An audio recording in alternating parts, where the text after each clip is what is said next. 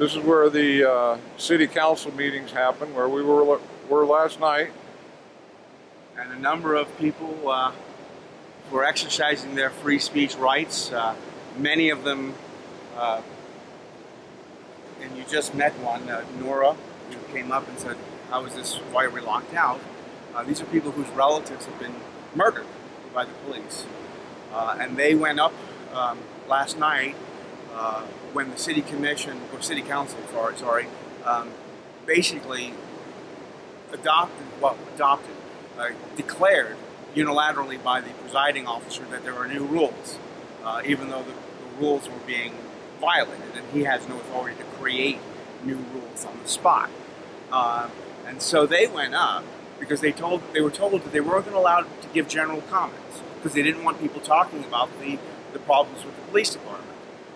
So these individuals got up for other bills, and actually most of them got up during bills that actually were quite relevant to the police because it was about how to hire the chief in the future.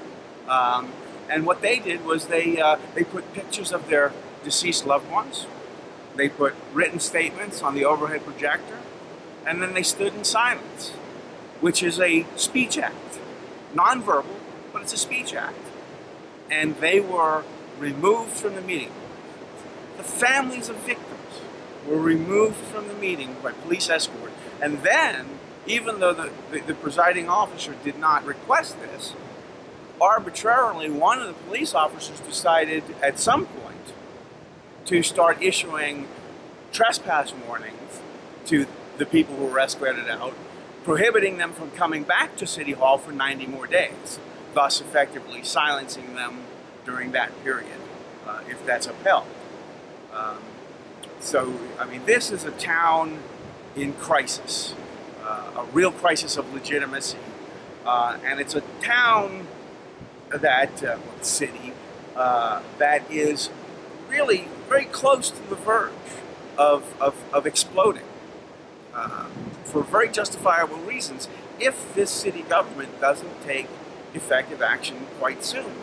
And the behavior of the council this week in 2 meetings does not look promising that they are going to be taking effective action, despite the Department of Justice still being on the ground here, looking into these problems.